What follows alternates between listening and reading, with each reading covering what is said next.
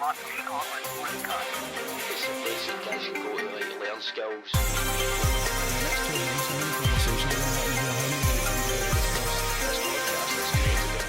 Right guys, hello and welcome to the Men Matter Scotland podcast. Today you have the brand new hosts of the podcast. We've got this gentleman. Greg. Good introduction, Greg. And this young man here. I'm Martin. Martin, okay. So we're going to be moving forward with this podcast and we're hoping to bring you some cracking content, speak to some amazing guests and just talk about the issues that are affecting you and kind of things you're dealing with. So I'm Peter. I'm one of the co-founders of Men Matter Scotland and I've been doing the podcast since day one and we're actually bringing it to the camera now, which is a lot better than just the audio.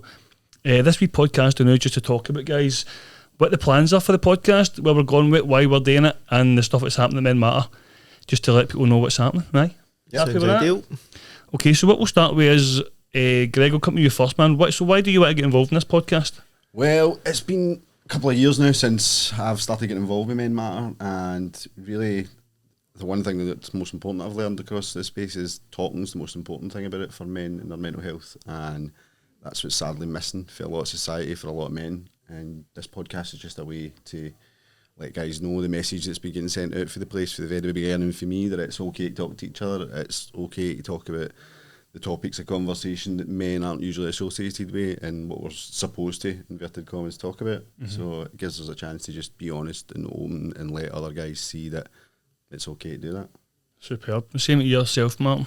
Yeah, much the same as Greg. I think talking is the most important thing for everyone. It gets it out of their head and out into the open and doesn't seem as bad. We always suffer more in imagination than we do in reality, and it's just to put it out there to show that people aren't alone as well. People aren't alone. Everybody's going through their own stuff, but sometimes if you're struggling, you kind of think you're the only person in the world going through that, when usually it's not the case. So it's just to get the word out there and show people it is normal to talk about it, because that's the only way we're going to get through it. Totally agree. So for me, since day one with the podcast, is to just raise awareness. So like you have both covered, the issues are there. We just need to talk about them. We need to just share the experiences. And for me, one of the best things in the past as well is getting guys in who have lived through a certain issue and came out the other end. So there's that wee element of hope getting brought to listeners and viewers, hopefully. So no, cheers for doing that, boys. That's really good. So what kind of guests do you want to come on this podcast? Because again, it's brand spanking new. What do you see? What kind of guests, what kind of people, what kind of issues do you might want it? Everybody. I think the easy way for me to answer that is everybody. I mean, one of the things that, again, we see a lot of here is lots of different men coming from lots of different backgrounds. For me, mental health, I think a sort of side I want to explore is that it affects basically every level of man. I've sort of sorted it out in my head to certain levels, because it's not just the most vulnerable guy at the lowest end of the social spectrum. Our mental health is affected all the way up for the poorest man to the richest man, for the guy that has nothing to the guy that has everything. Every man's different. We're all juggling all these different things going on in each of our own individual lives, but we're all commonly linked the same, that we're all going through it. So getting a lot of different guests for a lot of different backgrounds, positions in society and positions of power, perceived no power, and getting their opinions on consistently in the same kind of issues, I think we'll see a pattern develop across the board that it's the same kind of, boils down to the same kind of basic instinctual things that go through our men's minds that we all feel, regardless of the scenario or situation that we're in. So really a broad spectrum, I guess, would be great for me. What yourself, Martin? Yeah, much the same as Greg. I think we need to get that balance between having people that people can relate to and see, like, everybody struggles at some point. So whether it's somebody who is doing well or somebody who has got through something that they had to go through, I think it's important to get different perspectives on it, because people can relate to different people and see that they're going through something that I went through. I think as well, I'd like to get people on involved with Men Matter, like Lynn that comes in and does the No Fear PTSD and trauma therapy. Get people on like that so people can get other people's stories, but also can learn from people and see how to get through certain aspects of things. And we'll obviously have us that are involved in Men Matter and other people involved in Men Matter. We're trying to raise awareness for Men Matter, but also get people comfortable seeing who's involved in Men Matter. So if they are coming into the place, they know a familiar face in there and they can go. It doesn't seem as daunting for them. Aye, because it is important in it to find a balance between regular people coming in who are coming in with issues, getting support and hearing their stories. Dead important. But I think it's also dead important to hear from experts who, like CBT experts or NLP experts, and just getting give some wee tips how to cope with stuff as well, because that's what I like. I like bringing in guys who are just people in general who have got experience with dealing with this stuff and gain advice and gain direction and a bit of guidance. I think that's dead important. So for me, it's about having a balance of that, like you're saying, Martin. Even getting the guys for assist training, get them and have a chat about kind of asking questions, and just to find a balance between the guys who are really struggling and the guys who can give advice on that, and somewhere in between as well. I think that's dead important. Yep. Aye, so can we have a wee chat about, Martin, you will know especially here, what kind of stuff's happened at Men Matter now? Is there any new stuff that's happened in the last year? Yeah, there's been plenty, mate. There's been a lot of change recently, but it's all changed for the better. We are really looking to push on this year and help out people as much as we can. So we've got talking groups that have opened up. As we speak, we've opened them up in Pollock, Springburn and Maryhill. So the one in Springburn is in Springburn Parish Church on a Tuesday night from 6 o'clock on Wednesday, as well as a talking group in here. We had in Wynford in G20. Maryhill, that's Wednesday night at 6 o'clock, as well as the one in here. And Thursday we are in Pollock as well from 6 o'clock. We will be opening one next week as we speak in Kilmarnock in the Ayr campus there. So opening talking groups, trying to get into different areas so there is somewhere for people to go, because we know that not everybody can get to Drumchapel or the hub, so we're trying to branch out and meet people in these areas, get them involved with the talking group, train them up, and then we can leave the talking group for them or continue as Men Matter, whatever they feel. So it's not just about Men Matter, it's about branching out and getting into different places. We've also been into a few schools as well, so we've done a couple of talks in school, really trying to get in there before issues become a problem and get guys talking, or even boys talking, before they feel like they get into their mid-20s, late 30s. That's when we see a lot of people come in here. So if we can get in at the ground level and speak to the kids in the school, hopefully we can get them talking before things become a massive problem for them. Because see, when you just started Men Matter, it was always our vision to have, we call it Men Matter Scotland for a reason, and that's to have almost branchy satellites of the hub in different parts of the country, really. And obviously when we just started Men Matter, that was a bit I guess it was a pipe dream. But as the years have went on and it's become more professionalised and streamlined, this hub in Drumchapel, it's then allowed us to explore other opportunities like Wynford and other places you've mentioned, Martin. How important is it, Greg, will come to you, how important is it for you that Men Matter's presence is felt in these different communities?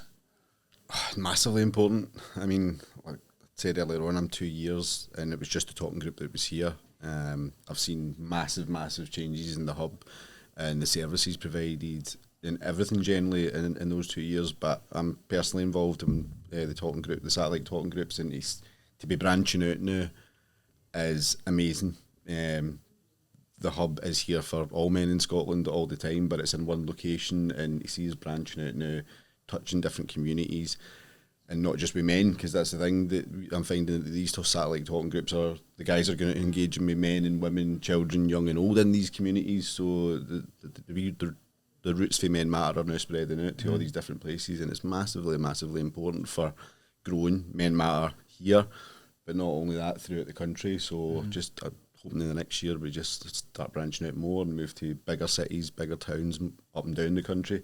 Well, it's very exciting to hear Martin talking about Kilmarnock. Can you tell us a wee bit about how that came about, Martin?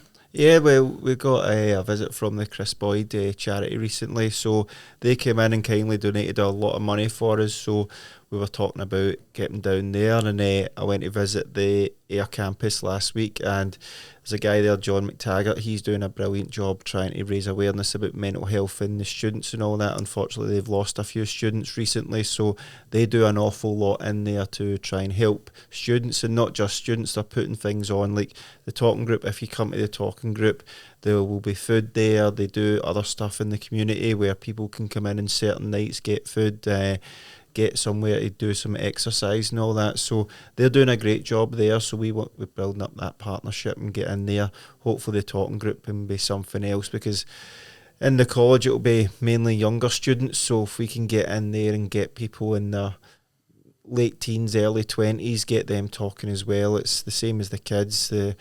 It's a very difficult time for people in their lives where there's a lot of pressure on them, and if we can get in there and really start talking group, make it normal for people to talk and get their feelings out there, then it's only going to benefit people. And seeing the work that John does down there, it was great to get the partnership started. That's brilliant. I think, see with for example, the Wineford, right? So they get, in my head, the plan is to go down, run the sessions, get it started, and then is it to give the local people the power to run this stuff themselves? Yeah, hopefully that's the long-term plan. We've met a couple of good guys in the Wineford who we think long-term they could take it on. A couple of them are doing assists just now, actually. So what the plan is to go into these areas, find people in the local areas who have a passion to deliver this stuff, because there's loads of people out there looking to help. We found that a lot in Pollock. We've had about 3 or 4 people come in from Pollock, and there's a boy Kieran who's helping out a lot there. So the plan is go into these areas, find people who are driven and passionate about taking this forward.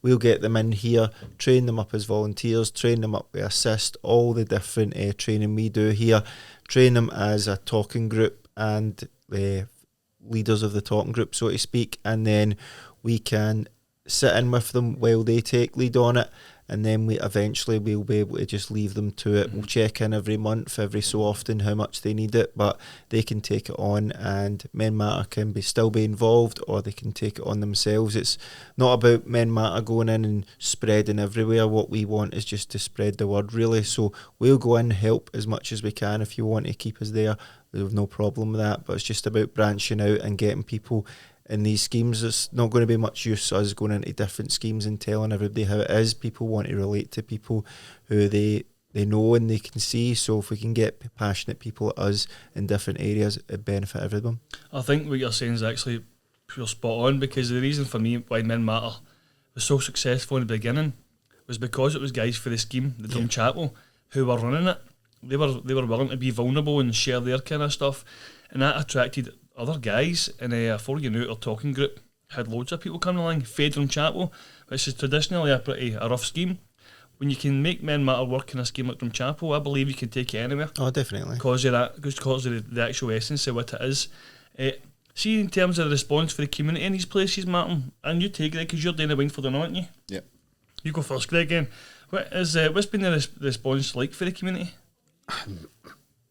Surprise is a word that springs to mind. I mean, a lot of the guys have been overwhelmed. I mean, it's kind of like it's a strange feeling of Christmas morning when you see the look in these guys' faces and they're like, wow, I didn't believe this could happen. I didn't believe that there would be anything for men like that. And it's a real sense of joy, and it makes you feel great, but at the same time it makes me feel a bit sad that we live in this world, this futuristic world where everybody's surrounded by people and all this stuff, and yet these guys find it completely mind-blowing that somebody's actually willing to sit in a room with them, open their ears and listen to them talk. And it blows my mind to see that happening. But that's the thing, I'm learning about this now. We're not just... Men Matter used to be it was more crisis intervention based at the very beginning. It was picking guys up that were at the edge of the cliff, and now I find we're in this magical place where we're spreading the word, and it's prevention now. It's not just picking up the pieces when things have went wrong or it's got too much for a guy, which we still deal with, and we're still there to help any guy at any time, but we're spreading the word to the youth, we're spreading the word to the other men. It's about education that if you do these things that are good for your mental health now, you won't get into that place. This is the kind of behaviour you should be willing to put up with in your life, and this is what you shouldn't. A lot of these men never been taught that this is what they should find acceptable for themselves, and as a man, and they put up with a lot of stuff that you really think that needs to put up with, but until you're willing to talk about it and say, look, that's not right and this is wrong and why is this happening in your life, and they actually think about the choices that they make change. So it's great now that we're getting into prevention as much as picking up the pieces. I think that's important, because again, we talk about some youth worker, right, and we talk about kids having positive role models. There's so many adults who've not had that, yet they're living life as adults without having that guidance. And I think something Men Matter, without being patronising, offers guys in particular as peers who they can look up to and admire and maybe learn some stuff off of. And it's not to say everybody at Men Matters absolutely perfect, but we're certainly, I dare suggest everyone is in this room in a better place than we have been in the past. And I think having that experience and that confidence, I think it's priceless. I really, really do, man. Martin, what about yourself? What do you think the kind of feedback for the communities you're going into is like? Most of the places I've been to, especially like Pollock, it's just, we need this. We need this. We need support for people here because there's nothing really. There's nothing. We've got a charity football game this weekend at Tory Glen. It's a college who lost one of their students, so the 3 students have organised this game, organised a raffle, and they've chosen Men Matters, one of their charities that they're going to raise money for. But they did a survey with their classmates after one of their classmates unfortunately died through suicide, asking what helps out there beyond your doctor, and 27 out of the 30 said there was no help beyond that. So for that to be in a college or people to believe that's a staggering number. So when you're in places like Pollock, it's to try and raise awareness that there is help out there. And places like Pollock, there is people struggling really, really badly right now. Kieran, that helps us out in the talking group there, he's lost a lot of friends through suicide, so he's doing his bit. He's got a charity called Sports Forever Foundation, where he tries to take the boys or the guys and do sports, whether it be anything, or go and do cold water stuff at the weekend just to get them away from what they could fall into there. So there's people there willing to help, but there's people there that really need the help, and people there are saying, we need this here, we need this, we'll try and help you out as much as we can. I think that's the most pleasing thing about it. Like Greg said, yes, there's people that need the help, but there's people willing to help because they know this is needed everywhere, not just in deprived areas or well-off areas. It's needed everywhere because people are struggling, and we know with the cost of living crisis that's now upon us just after COVID, that everybody is entitled to struggle at some point. So if they know there's support there, then all the better for it. I think the numbers you've just kind of cited, 27 out of 30 suggested there was no help after the doctors. Is that right? Yeah. That's alarming, isn't it? Yeah, it's scary. And again, so Men Matter's been about for 4 years now. And again, it's like, I guess the advertising, it's difficult because you sometimes think we're advertising everywhere, we're all on social media, people are talking about us. There's still people who miss you. Yeah. And again, that's all. I guess that's always going to happen, innit? But I guess it's how we, like you say, colleges is a great place to go, brilliant place. But then you've got universities, you've got, again, you're in high schools already as well. I think it's a great approach is to get to these education establishments. Again, because these people tend to be younger. Yeah. So if they know their support there as they get older, they've got a go-to place. Yeah, the schools has been good. It's tough going, man. I've been in a few schools and any questions at the end and you're hit with silence, but that's fair enough. So kids that age, I wouldn't have spoke out at that age. I'd have found it difficult, but there was no support like that when I was at school. So just for them to know that it's there, then that's all that matters, isn't it? And when you see in schools, you can see some people listening, you can see some people not, but if you can get through to one person, it's worth it in there. And it's not just schools we're in as well. Businesses, big and small, have asked us to go in and speak to their workers. A lot of construction companies, a lot of big companies have now asked us, look, can you come in and speak to our staff, whether there's 20 staff there or one's got 3,000 staff, just so they know that there's somewhere. Because no matter where people are these days, it seems everybody's now been affected by suicide in some way. We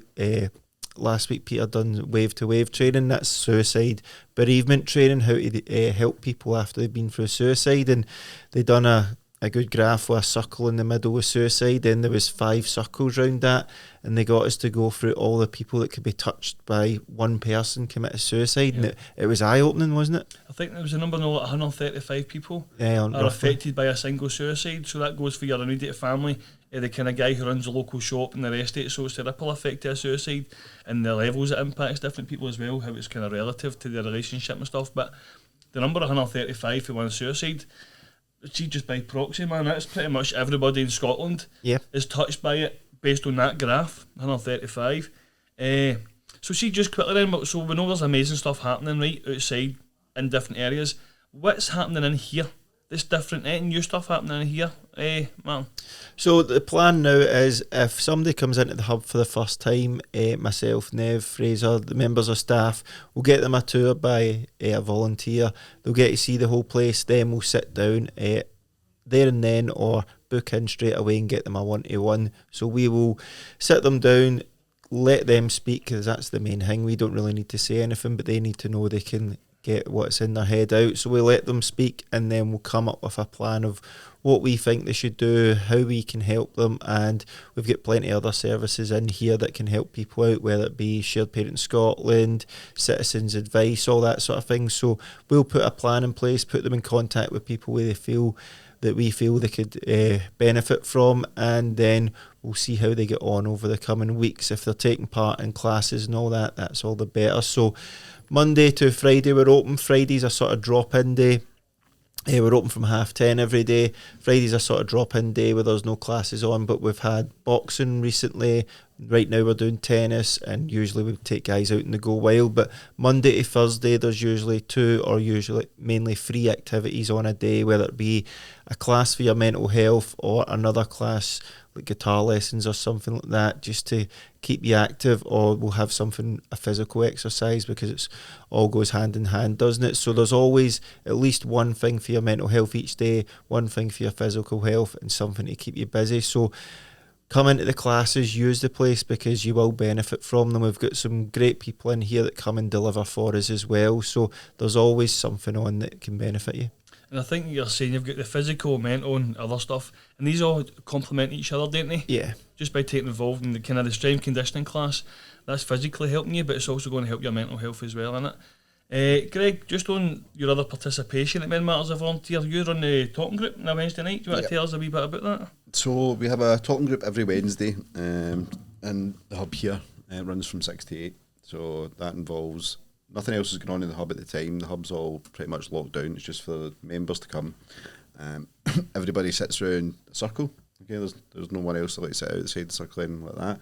We use a ball system to pass the ball about, and it involves only one person talking at a time, so everybody's equal. It's called a talking group. We've always called it a talking group, but I explain to the guys that come a lot of the time that probably the most important thing at a talking group is actually listening. Yeah. Okay? We're all there to respect each other and give each other a chance to get things off our chest, or everybody's getting a fair chance to answer the questions. Now we pre-make up the questions each week, and we follow a format asking the same couple of questions, just checking in with the guys, everybody in the circle, how they're doing, asking them how their past week's been. First of all we check their human battery level and introduce everybody with their names, and then we check how their last week's been, see how that's gone, if there's anything they want to talk about that's happened since the last time they were there, or if they're a new member for the first time. And then we'll ask the guys if they're getting to get off their chest, because a lot of guys, they don't get the opportunity to speak to anyone during the week about their feelings or what's going on, because they don't feel either anybody wants to listen or anybody's got time or anything. But that dedicated 2 hours is their chance to get it off their chest, anything that's been going on. So once that's done, we then ask another couple of questions before a break and a few questions after that. Those questions are all based around sort of how they feel about certain topics or questions or things going on in their heads. It's not specific to any one member at all, so it just gives you a chance to learn the perspective of everybody going around the circle. And all the guys actually, a lot of them come away from it going, I never knew so many people thought the same as me. And that's one of the really good things that we take from it. So we'll go through those questions. Some of them will be tougher than others. We always try and end on a more positive note and bring up everybody's battery by the end of it. And then after the meeting, there's a chance for anybody that's been affected by what we've talked about to approach the volunteers and the staff if they want to have a private conversation or talk about it a little more. So that's the format that it goes, but it became a real cornerstone of my mental health and well-being for the first time I came, and I can vouch for all the guys that do come regularly. It's something they look forward to. It gives them that rock to hold on to get them through the week. So I just wish we could do it every day. But It's a powerful practice, the talking groups, and something I love about it as well is the starting age for it is 16 plus.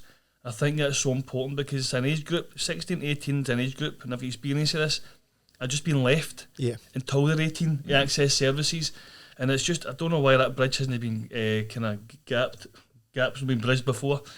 It's been happening since I've been involved in youth work, and it's just brilliant to see, because some of my young team come here at the talking groups, and it just fills me with pride seeing that almost cultural switch of talking about stuff happening in front of my very eyes, and it's very rare you get to see that. That's the amazing thing. I mean, we do get the young guys that come in, and I sit there and I think, wow, these young 16-year-old men are sitting here learning skills that I was never taught when I was 16.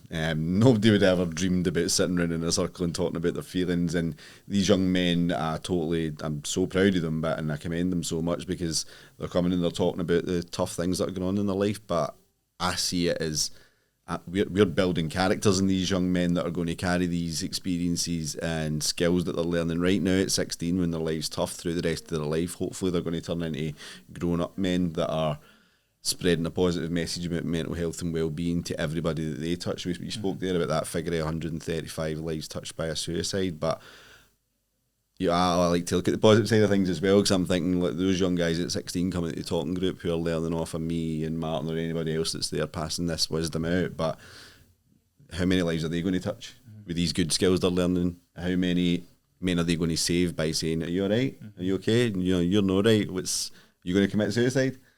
And I know that some of these young guys that come to the talking group are going to go out and be brilliant men, and they're going to save other men by being able to talk and learn them what they're learning at the talking group now at 16. So definitely it's amazing having the young guys there. It is. Guys, on that note, we're going to stop for a wee commercial break, and we'll return after this wee clip.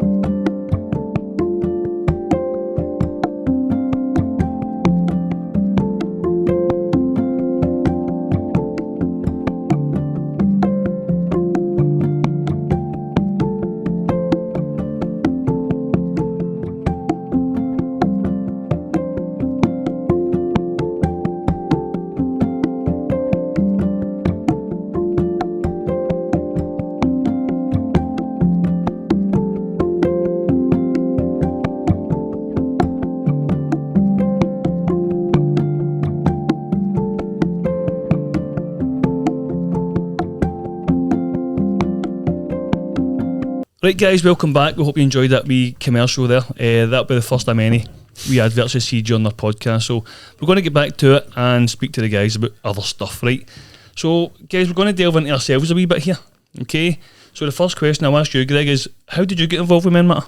Well, I came to Men Matter 2 years ago at a real low point in my life. It wasn't actually me that had contacted Men Matter. It was a family member and a colleague for work that ended up contacting Men Matter in my behalf. I had all the contact details and just couldn't bring myself mentally to do it, but thankfully they did for me. And literally that day changed my life when I came here. I'll never forget it. And it literally went from a strange phone call for this guy on the phone saying, "Are you okay?" And within 2 minutes I was blubbering green on the phone. Within 5 minutes I'd been offered the chance to come up and talk. 15 minutes later I was here, sitting in this very room actually that we're in just now. It looks a bit different to it did then. Bawling my eyes out with Fraser and Gregor and Tam, and that day changed my life. It really did. It was an opportunity that for a long time I hadn't had, and I got everything out, and for there I think pretty much the rest is history. It just went for following the guy's advice, doing what they told me. Just for that day I was living hour to hour at that point. That became hour to hour, to day, sticking to what was working for me, coming here to the talking group on a Wednesday and talking. And then I just started building for there and getting stronger. And literally I find myself sitting here now 2 years later, co-hosting a podcast after doing satellite talking group meetings, and it's surreal. It's a bit surreal, to be perfectly honest, that the difference that a couple of years has made by talking. And I said at the very beginning, none of this would have been possible for me without me being brave enough to talk about my feelings and talk about what was going on in my head and sharing that with other men who were willing to listen. And for that first day 2 years ago coming here, where I was given the opportunity to talk and someone was willing to look me in the eye and listen to me, has made such a difference. I think that's a really important point you just make there as well, Greg, about it's good having the people there who are ready to listen and stuff as well, right? But I think the real courage comes within you, because you need to be ready and willing to share stuff before you can move on. I think you've evidence you've done that, and you're reaping the benefits at the day. I think that's brilliant. Well done, man. Mark, what about yourself?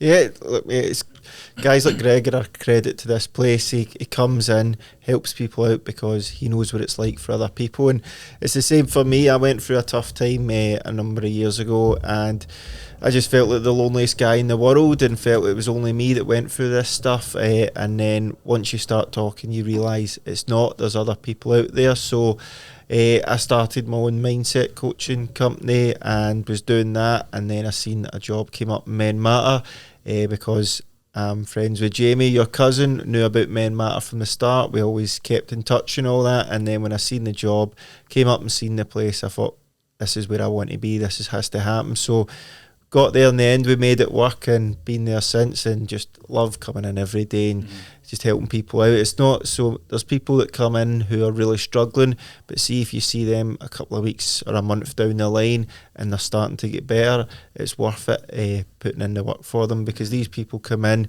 need help, and they're willing to change, and that's all you ask of people. See for me, so I'll touch on myself a wee bit first. I was one of the guys that helped start Men Matter back at the start, right? And after maybe 2 or 3 years, it was time for me to move on. And again, I'm going to focus on the podcast, so I'm still contributing. But see, when I found out, and again, I know both of you guys, I know you directly, and I know you, Martin, indirectly through Jamie.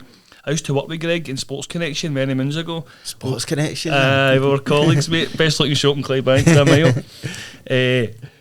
And see, when I walked in here one day and I seen Greg, obviously you first go to, right, I wonder if Greg's alright because he's here. That's the first thing I assumed, and I probably shouldn't do that, but I did. And then obviously I had a wee chat and stuff like that, and it actually fills me with pure pride, and I really get a lot of satisfaction that I know somebody who I know personally is not just embrace the potential opportunities in this place, but is contributing towards it, doing the talking groups, going out to different locations, supporting other groups to start up. And I get with yourself, Martin, I feel like the stars aligned a wee bit because your connection with Jamie. Yeah. Jamie actually helped us get started with our first podcast. I've still got your Blue Yeti mic in my room. It's a wee cracker. So to then when I came in here after a few months not being in, to see you were working here, I thought, this is brilliant, man, because Jamie obviously raved about you. And it was just as if it was meant to happen, you in this place. But do you think and stuff like that? Because I'm quite spiritual, right? I don't believe in gods and all the rest of it, but I'm quite spiritual, and I feel as if you were meant to be here in the working capacity. Yeah, I'm quite like that as well, mate. I think I always say you always get to where you're meant to be, so that can work both ways. So if you put in the work and make something happen, it will happen. But if you just sit there expecting things to fall in your lap, well, it's not going to happen. So you'll get to where you should be that way, or you can go out and make yourself get to where you want to be. So when I came in, I'd heard about this place a lot, and I knew that's where I wanted to be. So we made it work, and it does feel like I'm kind of meant to be here, and everything just seems to be aligned. There's a lot of people I know that come here through different things and all that, so it just seems as if it works. Definitely does work, man. And so my next question is just about how your experience at Men Matters affected you personally. All right, so Greg, I know you kind of touched on it already, but would you kind of add to that at all? It's changed me in a lot of ways that I've did deep contemplations about. I mean, I think I'm a lot more tolerant and humble now. My patience is better. I generally become an all-round better man for coming to Men Matter Scotland, and it's not that I'm putting myself up on a pedestal or anything, but it's just that you learn from so many different men in so many different scenarios and situations that they're going through. You can't help but ask yourself, what would I do if I was in that situation? And it's just through sharing these, and that's what it is, it's sharing these experiences that all these different men have had, because when they're telling you about it, they're sharing it with you, and you do put yourself in the position of, what would I do if I was in that situation? So I find that it's helping me grow as a man, because it's letting me be able to place where my standard's going to be in my life. Getting all this interaction from men that I never had before, and learning and talking and sharing is allowing me to say, right, well, I'm going to accept this. This is what I want. This is where my dreams are going to be. This is what I'm going to do to go and get it. Because a lot of the times, unfortunately, we see in here is a lot of people have things going wrong in their life mentally because they're making no effort practically to make themselves better. So, and again, it makes me more accountable when I see that to myself to say, oh, do you know what, if you're not happy about something, Greg, what is it that's going wrong and what are you going to do about it? Because see, if I'm just sitting procrastinating and doing nothing about it, then I know that's going to negatively affect my mental health and it's going to bring me down because I'm learning all these things. That's what happens. That is exactly what happens. But because, like I said, I'm learning it allows me to hold myself to a higher standard and make myself better, which I'm then passing back down to the guys about here in a positive way to say, look, get yourself together. This is what we're going to do. Let's try and be better, feel better, get better, and share that with other people. And what about your professional life? How has it impacted your professional life? I wouldn't say it's directly affected my professional life. I mean, I've always worked. I'm since I was 16. I've never not worked, but I'm at a point now in my work career. I've been in my work for 20 years. I just celebrated my 20-year anniversary with the work a week or so ago, and the corporate world that I work in is, I realised a long time ago that you're very much just a number, right? And a lot of people say that about society as well and the government in general, or you're just a sheep in the pen, you're just a number. And to a certain extent, you are.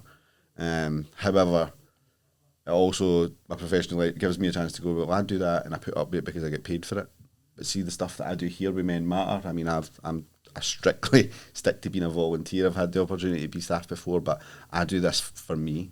I do it because it makes me feel good and I have control over it and I'm passionate about it and I want to give back to the men of Scotland. I want to give back to Men Matter Scotland. I want to help people in my local community, but I want to do it in my terms. And it makes me feel good in my personal life that I've now got my professional life that it's just work. I can totally separate it now. Yeah. It's not, I mean, I'm a full believer that you live to work, you don't work to live, and if you're lucky enough to be passionate about your job and you can make a good living for it, then brilliant, amazing. But the reality is that most people in the world don't get the opportunity to do that. It's a case of you go to work to earn your money and you set your parameters, or this is the deal, this is how much you're going to pay me for this amount of time. I don't need to worry about it. It's made me content in my professional life, but it's made me more passionate outside of that because I know what everything's worth outside of it. Aye. I know what my time is worth now. My work pay me a certain amount of money for the time that they pay me for, and we have a contract and it's all there within the four corners, we can do it. I don't owe them anything after it. I don't feel any loyalty to my work. So has it kind of flipped your perspective a wee bit on what's important? Oh, totally, 100,000,000%. I mean, I've spoke about it, talking groups profusely to the guys before in different places. I would give up everything I have in my life, materialistic wise, for the people circle, the perfect people circle. All of it would be gone in a second. The snap of fingers, I'd just do a Thanos if I had that opportunity. A lot of guys don't. I mean, or the opposite way about it. They have it and they don't realise they have it and they're messing it up. And it's about not teaching, but spreading the word to these guys about what's important in life. I guess Making that's most of your time and doing what's right is going to make your mental health so much more content, because you can put up with so much shit in your life, job wise, work wise, money, whatever it is. If you're happy in the head, if you've got good people around you that love you and you're doing good things with them and they're happy, everything else is just blowing in the wind. It'll all sort itself out. But if you're miserable in your head and alone, then it doesn't matter how much money you've got, how good your job is, how good you are at your job, what hours you work, whether it's easy, whether it's hard. Nothing matters at all if you're miserable in your head 24/7 and living by a cloud over you. Yeah, That's just fact. It's just a fact. I think we use that as the intro to this podcast, Greg. That was lovely. Cheers, man. Martin, but yourself personally first, mate. How's your association with Men Matter affected you personally? I think a bit like Greg, it makes me a better person. It makes me more accountable as well to myself. We've all got responsibilities to look after ourselves, look after our own mental health, and it makes me very grateful as well. I think I enjoy my life now. Before I used to be quite negative and always look at the negative side of things, but now I look to the positive side of things, because everybody in here's trying, they're all pushing in the same way, they're all trying to get better and try and make this place a better place for everyone. So it's a job where I'm happy to come in every day. I look forward to it. It doesn't feel like a job. I'm passionate about it. So it just makes my life better. I don't care how many hours I put in. It's just what I'm passionate about it. So if I'm passionate about it, I'll enjoy it, and I'll really enjoy it. And it's helping people, but it also helps me just as much. I can actually, there's probably no point in me asking you professionally, because I think you're professional. Obviously, you work for Men Matter, but the way you're talking about how it affects you personally probably just flows right into your professional practice, doesn't it? Yeah, it does. It goes hand in hand for me, but I could use my time more wisely, but it's kind of my choice. I don't mind doing it just now. It could affect things for me, but I'm happy doing it just now. So as long as I can get that balance in there, I'm quite willing to do it. And it's because people in here, like yourself, like Greg, like everybody comes in and puts in the work for themselves and for other people. And when you see that happening, you want to be involved in it. And it can consume you sometimes, but it's good. It's a good consumption because it benefits you and it benefits other people probably equally.